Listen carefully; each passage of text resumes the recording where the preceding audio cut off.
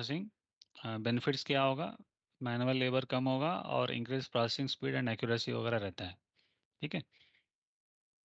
और data visualisation में देखेंगे तो किस तरीके का रहता है यहाँ पर? बार चार्ट, पाई चार्ट, ठीक है, एंगल चार्ट, जैसे डिफरेंट डिफरेंट आपको मिल जाएगा। पिरामिड टाइप का स्ट्रक्चर वगैरह देखा होगा आपने। ठीक है, स्टैटिस्टिक्स में सब आप पढ़ लेते हो, बार चार्ट वगैरह हो गए। ठीक है। डेटा विजुअलाइजेशन में हमें किस लिए कर रहे हैं?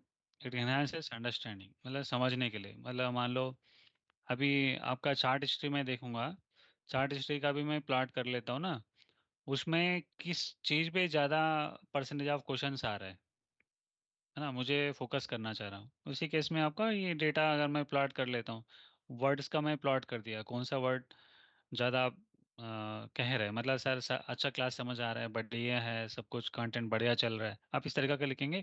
एक पर्टिकुलर वर्ड का फ्रीक्वेंसी बहुत ज़्यादा होगा, है ना। अगर आप मान लो is my voice is audible, सब लोग लिखाएं कि यस यस यस, आपने लिख दिया, तो इसके कारण क्या होगा? 100% आपको सुनाई दे रहा होगा, इसलिए आप सब लोग यस लिख रहे हो। नो नो नो लिख रहा है तो इसका मैं एक बार चार्ट बनाऊंगा, इसमें मुझे पता है कितना यस आया कितना नो आया। अगर मान लो 50% में बच्चे यस लिख रहे हैं, 50% बच्चे नो लिख रहे हैं, ये क्या होगा? डिसीजन लेने में मुश्किल होगा। मतलब कुछ लोग कह रहे हैं ऐसा है, कुछ लोग कह रहे हैं नो है, तो मैं क्या प्रेडिक्ट कर सकता हूँ? कुछ लोगों को सुनाई दे रहा है तो मेरे तरफ से तो कोई प्रॉब्लम नहीं है। किसी को अगर सुनाई नहीं दे रहा है तो मतलब हो सकता है उनके तरफ से कोई नेटवर्क इशू वगैरह हो गया होगा, तो उसके कारण नहीं सुनाई दे रहा होगा।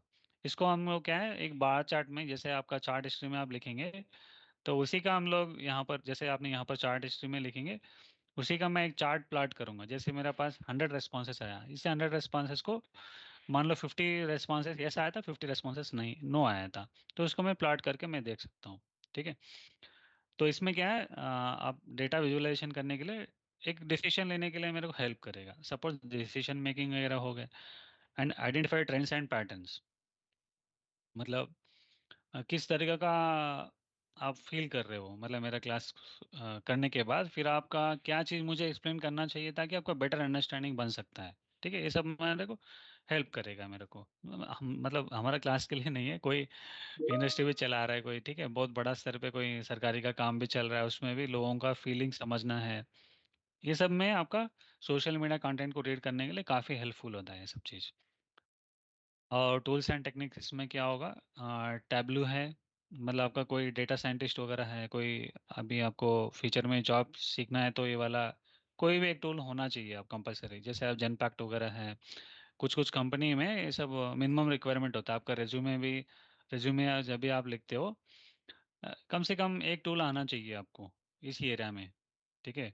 टैबलू है, पावर बी है, एक्सेल है। ठीक है। टेक्निक्स क्या है? चार्ट्स होगा इसमें, line chart, bar chart and pie chart, dashboards वगैरह है, हीट मैप्स वगैरह है। हीट मैप शायद आप लोग स्टॉक मार्केट में देखते होंगे, राइट? आप किसी का कोई नॉलेज है तो यहाँ पर आप देख सकते हो। आपका जैसे मान लो 3,000 4,000 स्टॉक्स हैं इंडियन मार्क स्टॉक एक्सचेंज में, बहुत ज़्यादा रेट दिख रहा है, मतलब हर स्टॉक गिर रहा है बहुत ज़्यादा, पूरा मतलब हरा, मतलब ग्रीन टाइप का हीट चार्ट बना हुआ है। इसका मतलब काफ़ी ज़्यादा स्टॉक्स का प्राइस बढ़ रहा है। इस तरीके के, मतलब कितना percentage of the variables are in one direction and कितना percentage of the variables in another direction, you can look in by using heat maps. ठीक है। बेस्ट प्रैक्टिसेस क्या होगा? Use clear labels and avoid clutter and choose appropriate chart types, ये possible है। तो यहाँ पर case studies showcasing effective visualization है, आपका सेल्स डैशबोर्ड वगैरह होगा, improving quality performance reviews, health care data visualisation, aiding patient diagnosis, financial risk analysis through the interactive chart, ये भी पॉसिबिलिटी है। और आप देखेंगे यहाँ पर एक्सप्लोरेटरी डेटा एनालिसिस है, ईडीए टूल्स है, steps performing exploratory data analysis. यहाँ पर हम लोग क्या किया, रॉ डेटा हमने यहाँ पर दे दिया था, इसके बाद हम लोग यहाँ पर कंक्लूजन निकाल रहे हैं। इसमें क्या है? Understanding the problem of the data, import and inspect the data, handling of the missing data, explore data characteristics, perform data transformation, visualize the data relationship, handling the outliers and communicate findings and insights। ये सब इसके अंदर process होके आपको ये वाला conclusion मिलेगा। EDA tools होता है, इस ईडीए टूल्स में आप कोई भी रॉ डेटा आपने इंसर्ट किया था ईडीए टूल के अंदर, फिर इसके बाद आपको एक कंक्लूजन आप निकाल सकते हो। मतलब इस डेटा क्या कहता है। जैसे मान लो कोई आपने कैडबरी का ऐड दिखाया होगा। कैडबरी का ऐड दिखाने के बाद एक पर्टिकुलर एरिया में आपका कैडबरी का सेल्स कितना बढ़ा हुआ है। ठीक है। आप सर्च करेंगे। जैसे मान लो हर एक स्टेट का, जैसे दिल्ली का देख लिया, नहीं तो उत्तर प्रदेश का आप मेजर कर रहे हो, मध्य प्रदेश का देख रहे हो किसी डिस्ट्रिक्ट में। आप मतलब एक उड़ीसा में दिखाया, तमिलनाडु में दिखाया, महाराष्ट्र में दिखाया, मतलब डिफरेंट डिफरेंट लैंग्वेजेस है। उसी पर्टिकुलर लैंग्वेज में कोई आपने एक ऐड दिखा रहा है, उसके हिसाब से आपका जो सेल्स होगा, मतलब किसी प्रोडक्ट का आप सेल्स कर रहे हो, तो उसमें क्या मेरा ऐड दिखाने के बाद कोई बंदा नया खरीद रहा है कि ना, सेल्स इंप्रूव हो रहे हैं कि नहीं हो रहे। हम इस तरीके का, हम अगर कोई डेटा अगर हम देखेंगे। हाँ अच्छा ठीक है। यहाँ पर सेल्स बढ़ रहा है मेरा, तो इस हिसाब से मैं ऐड कंटिन्यू करूँगा। अगर सेल्स नहीं बढ़ रहा है तो मैं सेल्स ऐड को मैं डिस्क्लोज कर सकता, मतलब डिसकंटिन्यू कर सकता हूँ। ये इस तरीके का भी कोई डेटा अगर आप कंपटीशन कर सकते हो। और रियल वर्ल्ड में क्या होगा आपका, कोई भी आप फॉर्म भरवा लिया, फॉर्म भरवाने के बाद जो understand the problem of the data, मतलब आपका किस तरीके का आपका डेटा कंटेंट होगा, आपने रीड कर लिया। इसके बाद इंपॉर्टेंट इन्फॉर्मेशन क्या है आपने देख लिया। इसके बाद मिसिंग डेटा होगा तो उसको हमें हटाना है कि रखना है कि हम डिसीजन ले लेंगे। और डेटा का कैरेक्टरिस्टिक्स वगैरह हम परफॉर्म करेंगे। इसके बाद डेटा को ट्रांसफॉर्म करेंगे जिस तरह का हमें चाहिए उस तरीका के। फिर इसके बाद हम लोग डिसीजन ले लेंगे। चलो इसको हम थोड़ा आगे देखेंगे तब आपको समझ आएगा, वरना होगा बोर हो जाएंगे बेटा। ठीक है। जब हम एक प्रैक्टिकल एग्जांपल करेंगे तो पाइथन कोड आपको अच्छा लगेगा।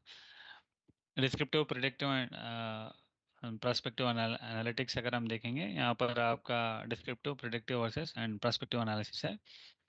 इसका पर्पस क्या है, इसमें अंडरस्टैंडिंग द पास्ट डेटा है। ठीक है। डिस्क्रिप्टिव एनालिसिस में मतलब पहले क्या हुआ था इसके बारे में आप देख रहे हो। प्रिडिक्टिव क्या होगा, आप एक्सपेक्ट कर रहे हैं, मतलब ऐसा होगा फ्यूचर में। ठीक है।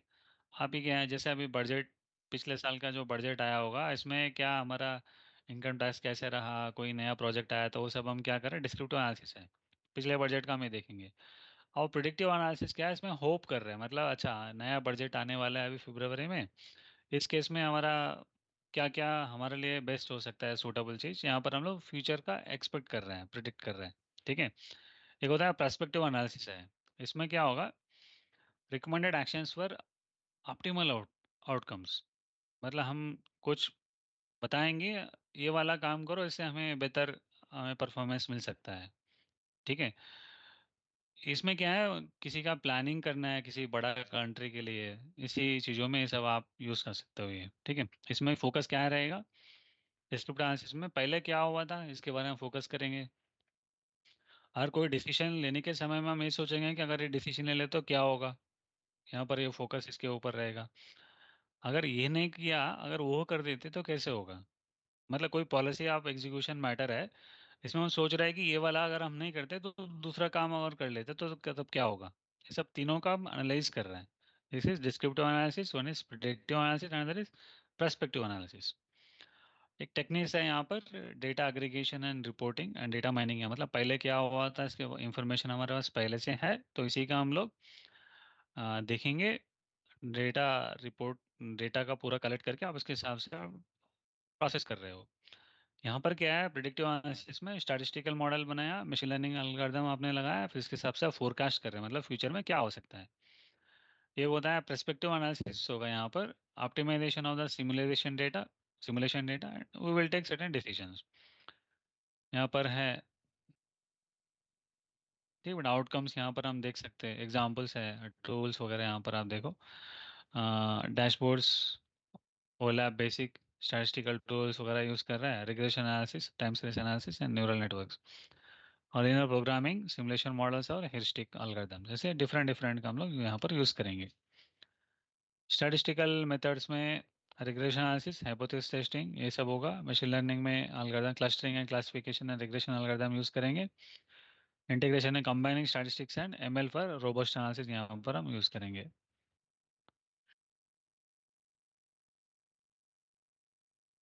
अब टाइम क्या हो रहा है बेटा अभी। अरे देर,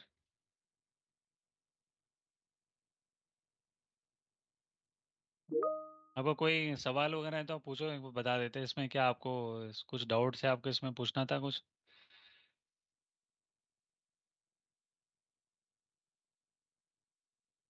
एनी डाउट।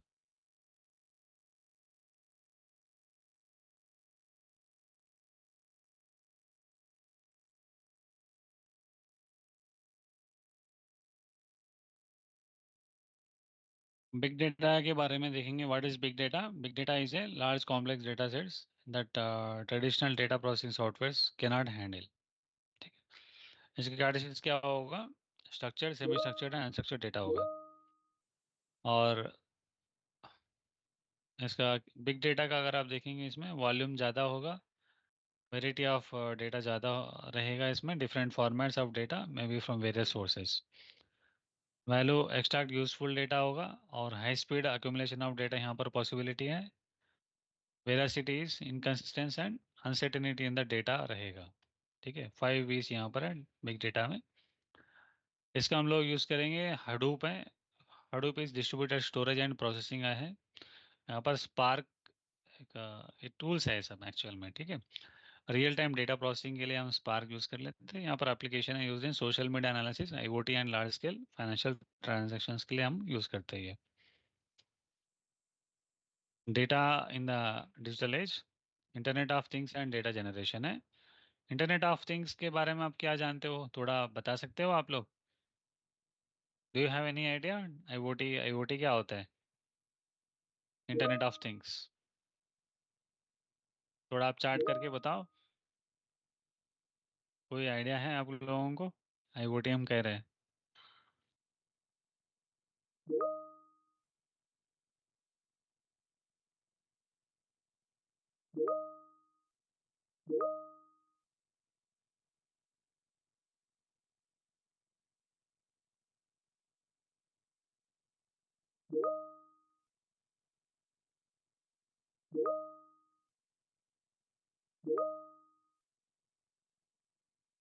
या अलेक्सा होम, ओके, अंडरस्टूड। तो यहाँ पर क्या है, आईओटी में आप इंटरनेट ऑफ थिंग्स में आपका हर डिवाइस को एक प्रोसेसर होगा। उसको आप क्या करेंगे, किसी एक चीज़ से आप कनेक्ट करेंगे, कोई सर्वर से कनेक्ट किया हुआ आपने, आपका ऐप के थ्रू आप कंट्रोल कर रहे हो हर चीज़। जैसे अभी ऑटोमेटेड हाउस के बारे में आप सुना होगा, राइट? वहाँ पर क्या करते हैं, आपका कोई मोबाइल फ़ोन में कोई एक स्मार्टफोन में कोई आप एप्लीकेशन डाउनलोड कर लिया, इसके बाद आप लाइट्स ऑन करना है, ऑफ करना है, कोई कैमरा को ऑन करना है, ऑफ करना है, कोई किसी चीज़ आपको फ़ैन चलाना है। ठीक है। अब होम अप्लायंसेस के लिए डिफरेंट डिफरेंट प्रोसेस, जैसे आपका घर का फ्लोर क्लीनिंग रोबोट वगैरह मिल जाता है, आपको साफ़ करना है तो घर में पूरा फ्लोर का, वो अपना काम कर लेता है। उसको ऑटोमेटेड आपने टाइम बना दिया, इस टाइम में इसको काम करना है, वो ऑटोमेटिक कर देता है। कई बार क्या है, जैसे इंडस्ट्री में भी है, इंडस्ट्री में भी क्या होता है, बड़े बड़े इंडस्ट्री में उनका कई सारा सेंसर्स लगे हुए रहते हैं। मतलब कोई गैस लीकेज का देख लेते हैं, कहीं प्रोसेस स्मूथ हो रहा है कि नहीं हो रहा देख लेते हैं, कोई कोई प्रोडक्ट बना रहा है तो इसका वेट वगैरह देख लिया, इसका हाइट डायमेंशंस वगैरह मेजर कर लिया, है ना? और कोई टेम्परेचर मेजर कर रहा है, कोई एयर फ्लो को मेजर कर रहा है, कोई प्रेशर को मेजर कर रहा है। डिफरेंट डिफरेंट प्रोसेस होता है ना किसी इंडस्ट्री में, उसमें हजारों सेंसर्स रहता है। ऐसे हजारों सेंसर्स का क्या होता है, एक सिस्टम पे बैठ के एक बंदा सभी को देख लेता है। मतलब कोई किस तरीके से प्रॉब्लम यहाँ पर हो रहा है, मतलब सब सही चल रहा है कि नहीं चल रहा है, और कोई गड़बड़ लग रहा है तो तुरंत उस प्रोसेस को हाल्ट करेगा, फिर प्रॉब्लम को रेक्टिफाई करने के बाद फिर प्रोडक्शन चालू कर लेते हैं। इसमें क्या होगा, मशीनरी डैमेज होने के लिए चांसेस कम रहता है। जैसे मान लो किसी चांबर में बहुत ज़्यादा प्रेशर बन गया है, फिर आप सही टाइम पे अगर नहीं रोक पाया, वो तो ब्लास्ट हो जाएगा चांबर, मतलब बॉइलिंग चांबर वगैरह, वो तो एकदम ब्लास्ट होकर फिर बहुत बड़ा एक्सीडेंट हो सकता है। तो इसको सब रोकने के लिए क्या करते हैं, मतलब एक मॉनिटरिंग होता है हर चीज़ के लिए। आईओटी में भी internet of things, IoT nothing but internet of things है। इसमें हर एक सेंसर से डेटा आप कलेक्ट कर लिया, डेटा कलेक्ट करके आपका सर्वर वेब फॉर्म जो भी फॉर्म्स में आ जाता है आपका डेटा को, हर सेंसर अपना डेटा भेज दिया, उसी को एक सर्वर पे लोड किया। सर्वर में लोड करने के बाद फिर एक एनालाइज टूल होता है, मतलब सामने आपको दिख जाता है कि हर सेंसर का इंफॉर्मेशन आपको पता चलता है। किसी को टेम्परेचर देखना है तो टेम्परेचर, किसी में प्रेशर देखना है तो प्रेशर, किसी का डायमेंशन देखना है प्रोडक्ट का, वो सब आपको इन्फॉर्मेशन मिल जाता है। उसके बाद कोई बंदा आराम से यहाँ बैठ के, मतलब किस तरीके का एक्ट करना चाहिए उसको, ठीक है, वो डिसीजन लेने में आसान होता है। ठीक है। और वेयरेबल्स वगैरह हैं, गूगल ग्लासेस वगैरह, ये सब आपका है, फ्यूचर एडवांस में सब आ जाएगा। जैसे कभी शॉपिंग मॉल चले जाते हो, वहाँ पर आपका कुछ होता है ना, एडवेंचरस मूवीज वगैरह, स्केरी मूवीज वगैरह आप देख सकते हो स्पेक्ट्स लगा के।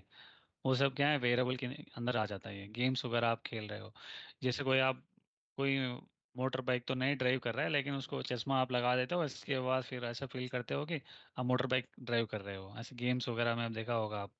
ठीक है, ये सब है IoT का एप्लीकेशन है सब। डेटा जनरेशन में क्या है, इसमें continuous real time data streams होंगे फ्रॉम कनेक्टेड डिवाइसेस। जैसे अभी बताया था, इंडस्ट्री में कोई सेंसर्स वगैरह लगी हुई है, सेंसर का आप इंफॉर्मेशन आप कलेक्ट कर रहे हो, वहाँ से आप इसको प्रोसेस करना पड़ेगा। दैट इज डेटा जनरेशन कहाँ पर है, सेंसर से हमें मिल रहा है। ठीक है।